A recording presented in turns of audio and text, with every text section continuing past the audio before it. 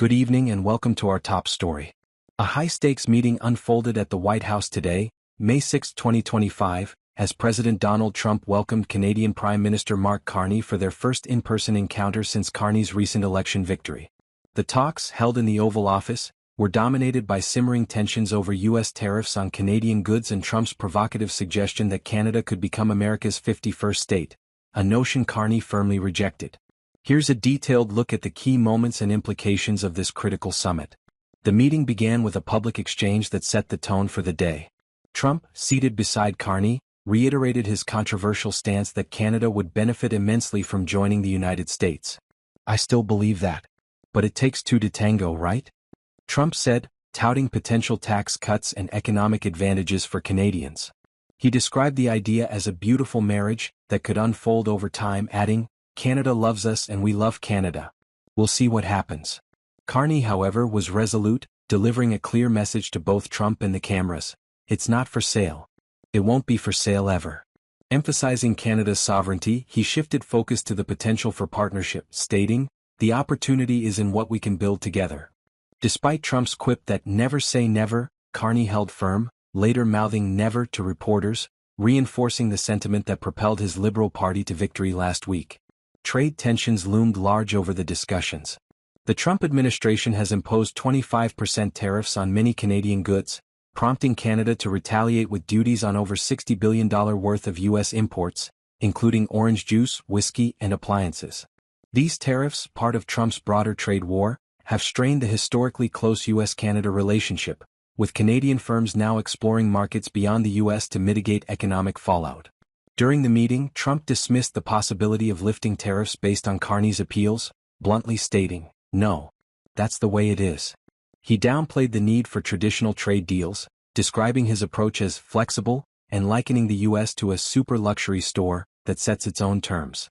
This stance aligns with his administration's broader strategy, which includes reciprocal tariffs on nations like India, South Korea, and the European Union, though exemptions exist for goods covered by the U.S.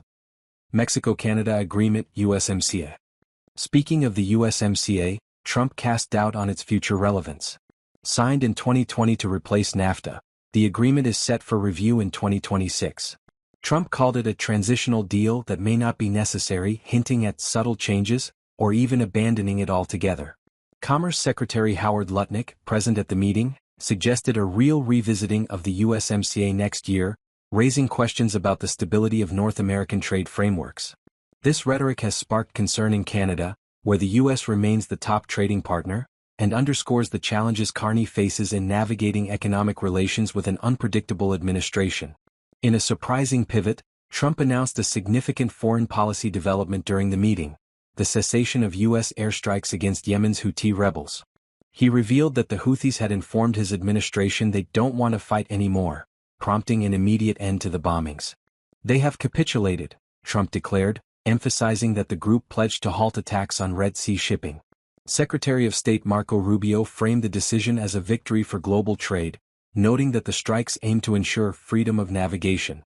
The Houthis, who have targeted U.S. and international vessels since March, have been a thorn in global commerce, and this development could ease tensions in the region, though skepticism remains about the durability of the agreement. Despite the contentious issues, Trump struck a notably warmer tone toward Carney compared to his predecessor, Justin Trudeau, whom he frequently mocked as governor. Praising Carney as a very talented person, Trump even suggested his own rhetoric may have boosted Carney's election win, quipping, "I think I was probably the greatest thing that happened to him."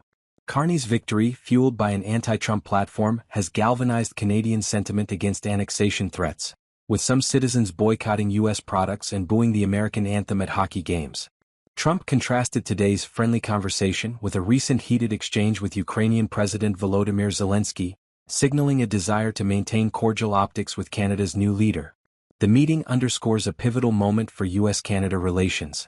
Carney, leveraging his electoral mandate, is pushing for a trade and security partnership that preserves Canadian independence, while Trump remains steadfast in his tariff-driven agenda and annexation rhetoric. As both leaders navigate this fraught dynamic, the outcome of their talks could reshape North American trade and diplomacy. Canadian analysts view Carney's invitation to King Charles III for a visit later this month as a symbolic rebuke to Trump's 51st state narrative, given the monarchy's role in Canada's identity. Meanwhile, Trump's flexible trade stance and hints at revising the USMCA signal ongoing uncertainty for businesses and policymakers on both sides of the border. As the world watches, today's summit highlights the delicate balance between cooperation and confrontation.